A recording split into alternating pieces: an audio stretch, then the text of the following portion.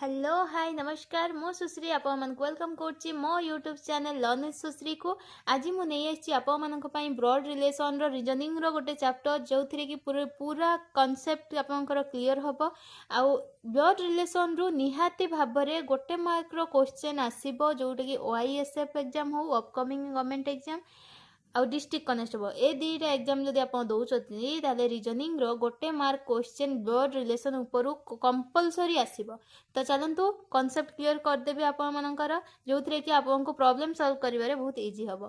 तो जमी गोटे घर तैयारी करने इटार आवश्यक हुए ठीक सेमती ब्लड रिलेशन बुझापी जेनेरेशन आवश्यकता रही। जेनेरेशन कहले कौन ना गोटे पीढ़ी को आम बुझुचे ताले पीढ़ी कौन ना एग्जांपल जदि मु देवी ताहले जो आमर जेजे बापा आउ जेजेमा सी गोटे आउ गोटे पीढ़ी तापर रही बापा आउ माँ तांकर गोटे पीढ़ी तापर आमे निजे आम एज रो जो माने अच्छे आमर भाई भौणी एमाने आमे माने गोटे पीढ़ी तापर आम मानकर पुओ किंबा झियो से माने भी गोटे पीढ़ी। तो पीढ़ी सब चेंज होता है जेनेरेशन एठू आप बुझी पार्थुबे जेनेरेशन कौन पीढ़ी कौन जानि पार्थुबे। तो तापर देखंतु किए कहार कौन हबो संपर्क कौन ना फादर्स और मदर्स डॉटर माने बापांकर किंबा माँ रो झियो कौन हबो सिस्टर हबो भौणी हबो। तापर फादर्स और मदर्स सन बापा एवं माँकर पुओ कौन हबो भाई हबो ब्रदर हबो। आपंकर बापांकर माँकर बापांकर कि माँकर झियो आपंकर सिस्टर ही हबो ना आ बापा माँकर पुओ आपंकर कौन हबो भाई हबो। तो तापर चलतु फादर्स और मदर्स सिस्टर आपंकर बापांकर हो कि माँकर भौणी को आप कौन कहे ताहले आंटी कहे एवं सेमती तांको भाई को कौन कहे अंकल कहे। तापर देखंतु बापा एवं माँकर मदर कि बापांकर माँ हुंतु कि माँकर माँ हुंतु सी आमर ग्रांड मदर हो ग्रांड पेरेंट्स हो तेमती फादर को कौन ना ग्रांड फादर कह जाए। तापर देखंतु जेजे बापा जेजे माँ बुझीपारे डॉटर्स हजबैंड आपंकर झीर जो स्वामी आपंकर कौन हम सन इन ल हम सन इन ल कहले आप कन्फ्यूज हेबेनी सन इन ल कहले ज्वाई पुओ जोटा कि आम ओडिया रे कहछे ज्वाई पुओ। तो ज्वाई पुओ को इंग्राजी रे सन इन ल कहा जाए। तापर सन्स वाइफ आपंकर पुओर स्त्री को कौन कहे ना डॉटर इन ल माने बोहू बोहूर इंग्राजी है डॉटर इन ल। बहुत लोग अच्छा ये भितर कन्फ्यूज हो जाती सन इन ल कौन डॉटर इन ल कौन एवं आपंकर क्लीयर सन इन ल है ज्वाई पुओ डॉटर इन ल है आपंकर पुओ बोहू। तापर हजबैंड्स और वाइफ ब्रदर आपन माने हजबैंड और वाइफ को ब्रदर को भाई को आप कौन हे ना आपंकर ब्रदर इन ल हेबे। तापर हजबैंड वाइफ रो सिस्टर कौन हेबे ना सन इन ल हेबे। तापर ब्रदर्स डॉटर आपंकर भाईंकर झियो जी रहिले से झियो हुंतु कि पुओ हुंतु से कौन हेबे नाइस हेबे। नाइस कहले आप डर जीवेनी नाइस कहले भणजा किंबा भाणीजी ओडिया जहाँ आम कहूचे।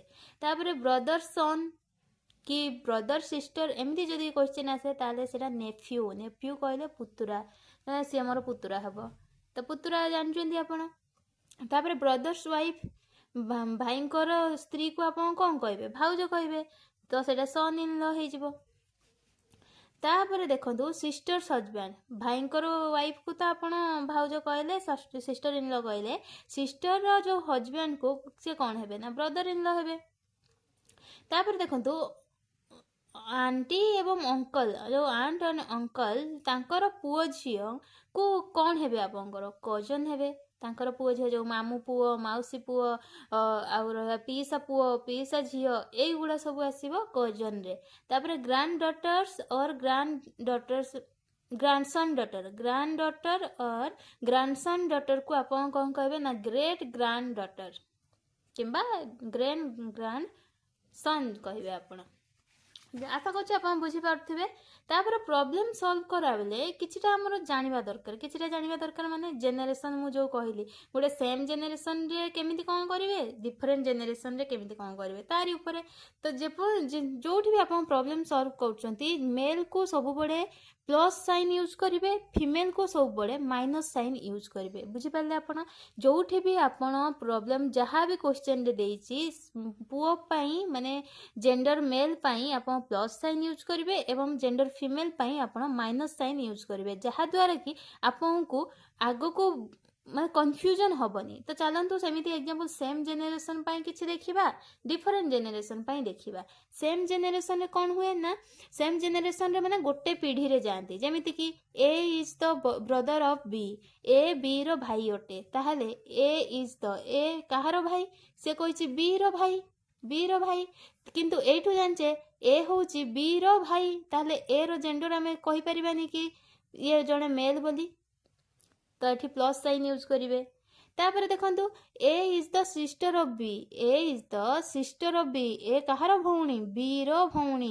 ବି ପାଇଁ ଏ ହେଲା ମାଇନସ୍ ସାଇନ୍ ଦେଲି, କାହିଁକିନା ସେ ସିଷ୍ଟର ମାନେ ସେ ଫିମେଲ୍ ଜେଣ୍ଡରକୁ ବୁଝଉଛି।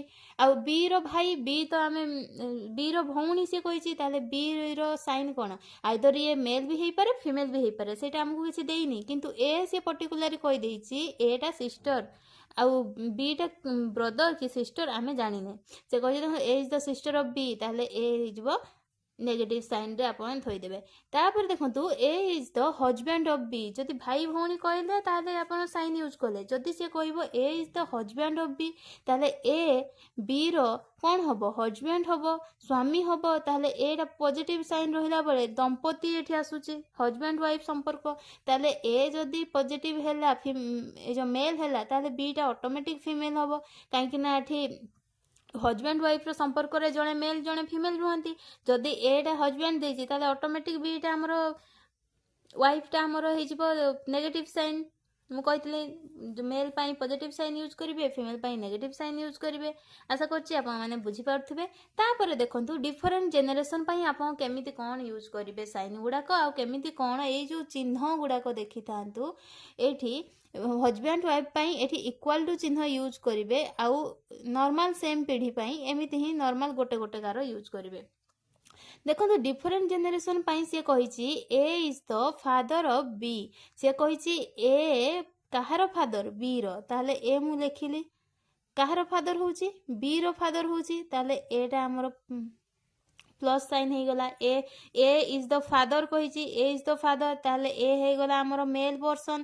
ମେଲ୍ ପର୍ସନ୍ କାହାର ଫାଦର? ନା ବିର ଫାଦର। ତ ଏଇଠି ଦେଖନ୍ତୁ ବି ଗୋଟେ ପିଢ଼ି ହେଇଯାଉଛି, ଏ ଗୋଟେ ପିଢ଼ି ହେଇଯାଉଛି। ତାହେଲେ ଏଇଠି ଜାଣିଲେ ଡିଫରେଣ୍ଟ ଜେନେରେସନ୍ ପାଇଁ ପିଢ଼ି କେମିତି ପିଢ଼ି ଆସେ, ଡିଫରେଣ୍ଟ ଜେନେରେସନ୍ ଆସିଲେ ଆପଣ କେମିତି ଲେଖିବେ ଜାଣିପାରିଲେ। କନଫ୍ୟୁଜନ୍ କିଛି ନାହିଁ। ଯଦି ସେମ୍ ଜେନେରେସନ୍ ଆସିଲା ସିଧାରେ ଲେଖିବେ, ଯଦି ଡିଫରେଣ୍ଟ ଜେନେରେସନ୍ ଆସିଲା ତାହେଲେ ତା ଉପରେ ଲେଖିବେ। ବୁଝିପାରିଲେ। ମେଲ୍ ପାଇଁ ସବୁବେଳେ ପଜିଟିଭ୍ ସାଇନ୍ ୟୁଜ୍ କରିବେ, ଫିମେଲ୍ ପାଇଁ ସବୁବେଳେ ନେଗେଟିଭ୍ ସାଇନ୍ ୟୁଜ୍ କରିବେ। ତାପରେ ଆଉ ଗୋଟେ ଦେଖନ୍ତୁ A is the mother of B, ଏଠି କହିଛି A is the father of B, ଏଠି ଅଛି ଏ is the mother of B. ତାହେଲେ ଏଟା କ'ଣ କହିଛି? ସିଏ ମଦର କହିଛି, ମାନେ ଏ ମାଇନସ୍ ସାଇନ୍ ରହିବ। କାହାର ମଦର? ନା ବିର ମଦର। ଏ ଗୋଟେ ଜେନେରେସନ୍ରେ ଆସୁଛି, ବି ଗୋଟେ ଜେନେରେସନ୍ରେ ଆସୁଛି। ବିର ମଦର ହେଉଛି ଏ, ତାହେଲେ ଏର ଦେଇଦେଇଛି ସେ ଫିମେଲ୍ ପର୍ସନ୍, ନେଗେଟିଭ୍ ସାଇନ୍ ଏଠୁ ଜଣାପଡ଼ୁଛି। କିନ୍ତୁ ବି ପୁଅ ନା ଝିଅ ସେ ତ କହିନି, ସେଇଥିପାଇଁ ତାର କିଛି ସାଇନ୍ ନାହିଁ। ତାପରେ ଦେଖନ୍ତୁ A is the uncle of B, ଏ ଜାଗାରେ ଆପଣ କେମିତି କରିବେ? A is the uncle of B. Uncle ଆମର କେତେବେଳେ କିଏ ହେବେ? ନା ଯେତେବେଳେ ସିଏ ମାଙ୍କର ଭାଇ ହେଇଥିବେ, ମାଙ୍କର ଭାଇ ହେଲେ ହିଁ ତ ଆମେ ଅଙ୍କଲ୍ କହିବା। ତାହେଲେ ଏ ଇଜ୍ ଦ ଅଙ୍କଲ୍ କହିଛି, ତାହେଲେ ଏଟା କ'ଣ ହେଇଯିବ? ଅଙ୍କଲ୍। ଅଙ୍କଲ୍ ମାନେ କ'ଣ? ମେଲ୍ ପର୍ସନ୍କୁ ବୁଝଉଛି, ତ ସେଇଥିପାଇଁ ଏରେ ମୁଁ ପଜିଟିଭ୍ ସାଇନ୍ ରଖିଲି ଏ ପାଖରେ। ଅଙ୍କଲ୍ ଆମେ କେତେବେଳେ କହିବା? ନା ଆମେ ଆମର ମାଙ୍କର ଭାଇଙ୍କୁ ଆମେ ଅଙ୍କଲ୍ କହୁଛେ। ତାହେଲେ ମାଙ୍କର ଭାଇ, ତାହେଲେ ମା ଆଉ ଏଇ ଯେଉଁ ଅଙ୍କଲ୍, ମା ଆଉ ଅଙ୍କଲ୍ ସେମ୍ ପିଢ଼ିରେ ରହିଲେ। ତାହେଲେ ମାଙ୍କ ପାଇଁ ମୁଁ ନେଗେଟିଭ୍ ସାଇନ୍ ନେଲି, ଆଉ ସେମ୍ ପିଢ଼ି ପାଇଁ ମୁଁ ଗୋଟେ ଗାର ଦେଲି। ତାପରେ କାହାର କହିଛି? ଆମର କହିଛି, ଆମର ମାଙ୍କର ଭାଇଙ୍କୁ ଆମେ ଅଙ୍କଲ୍ କହୁଛେ। ତାହେଲେ ଆମରଟା ଆମେ କେଉଁଠୁ ଆସିବା? ମାଙ୍କ ପିଢ଼ିରୁ ଆସିବା। ତାହେଲେ ମାଙ୍କ ତଳକୁ ଯଦି ଆସିବ ତାହେଲେ ଏଇଠି ଆମର ଆସିବ ବି। ବୁଝିପାରିଲେ। ତାହେଲେ ବିର ମାଙ୍କର ଭାଇ ହେଉଛନ୍ତି ଏ, ଯିଏକି ଅଙ୍କଲ୍ କହୁଛନ୍ତି। ତାହେଲେ ଏ ଜାଗାରେ ଏ ହେଇଯିବେ ଅଙ୍କଲ୍, ଏ ହେଇଯିବ ଆମର ମାଇନସ୍ ସାଇନ୍ରେ ଆମ ବିର ମାର ଭାଇ ହେଉଛି ଅଙ୍କଲ୍ ବୋଲି ଆମେ କହୁଛେ। ତାହେଲେ ବୁଝିପାରିଥିବେ, ଆଶା କରୁଛି ବୁଝିପାରିଥିବେ, ବୁଝେଇବାରେ ସଫଳ ହେଇଥିବି। ତାପରେ ଦେଖନ୍ତୁ A is the grandfather of B, A is the grandfather of B. ଏ ଜାଗାରେ ଦେଖନ୍ତୁ ଏ ଗ୍ରାଣ୍ଡଫାଦର ପୋଷ୍ଟରେ ଅଛି, ମାନେ ଏ କେଉଁ ସ୍ଥାନରେ ଅଛି ଗ୍ରାଣ୍ଡଫାଦର ଗ୍ରାଣ୍ଡ ପ୍ୟାରେଣ୍ଟସ୍ ଆସିଲା ମାନେ ବିର ସେ କହିଛି ବିର ଗ୍ରାଣ୍ଡଫାଦର ଆପଣଙ୍କର ଗ୍ରାଣ୍ଡଫାଦର ଯଦି କିଏ କେମିତି ହେବେ ନା ଆପଣଙ୍କର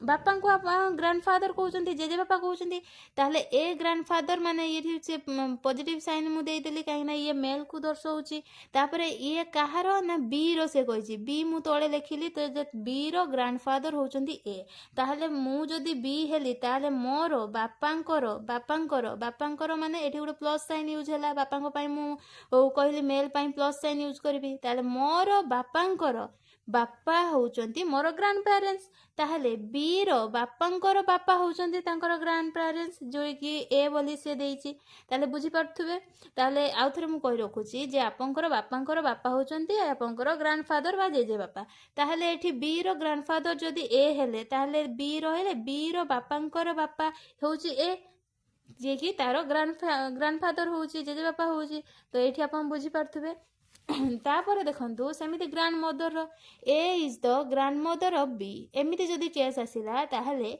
ବିର ଗ୍ରାଣ୍ଡ ମଦର କହିଛି ଏ ତାହେଲେ ବି କୁ ମୁଁ ଲେଖିଲି ବିର ଗ୍ରାଣ୍ଡ ମଦର ମାନେ ବିର ବାପାଙ୍କର ମା ଯିଏ ରହିଲେ ସିଏ ହେଉଛି ଏ ମାନେ ଏ ଏଠି କେଉଁ ସାଇନ୍ ୟୁଜ୍ ହେବ ମାଇନସ୍ ସାଇନ୍ ୟୁଜ୍ ହେବ ମୁଁ କହିଥିଲି ଫିମେଲ୍ ପାଇଁ ମାଇନସ୍ ସାଇନ୍ ୟୁଜ୍ କରିବେ ତାହେଲେ ବିର ବାପାଙ୍କର ମା ହେଉଛନ୍ତି ଏ ଯିଏକି ତାର ଗ୍ରାଣ୍ଡ ମଦର ଏମିତି ହିଁ ସଲ୍ଭ କରିବେ ତ ଆଶା କରୁଛି ଆପଣଙ୍କର ମୁଁ ବେସିକ୍ କ୍ଲିଅର୍ କରିପାରିଥିବି ବେସିକ୍ କନସେପ୍ଟ ଯେଉଁ ରହିଛି ବ୍ଲଡ୍ ରିଲେସନ୍ର ତାକୁ ଦୂର କରିପାରିଥିବି ଏବଂ ଏଇ ବେସିକ୍ କନସେପ୍ଟକୁ ଆଧାର କରିକି ନେକ୍ସଟ କ୍ଲାସ୍ ପାଇଁ ବ୍ଲଡ୍ ରିଲେସନ୍ ପାର୍ଟ 2 ଆସିବ ଯେଉଁଥିରେ କି କେବଳ ଆଉ କେବଳ କ୍ୱେଶ୍ଚେନ୍ ଆନ୍ସର୍ ଡିସ୍କସନ୍ ମୁଁ ନେଇକି ଆସିବି କ୍ୱେଶ୍ଚେନ୍ ୱିଥ୍ ଆନ୍ସର୍ ଆପଣଙ୍କ ସହିତ ଡିସ୍କସନ୍ କରିବି ଯାହାଦ୍ୱାରା କି ଆପଣଙ୍କର exam related exam based exam ଯେମିତି ଆପଣଙ୍କୁ ମାଗୁଛି ସେମିତିକା କ୍ୱେଶ୍ଚେନ୍ ହିଁ ମୁଁ ଆପଣମାନଙ୍କୁ ନେଇକି ଆସିବି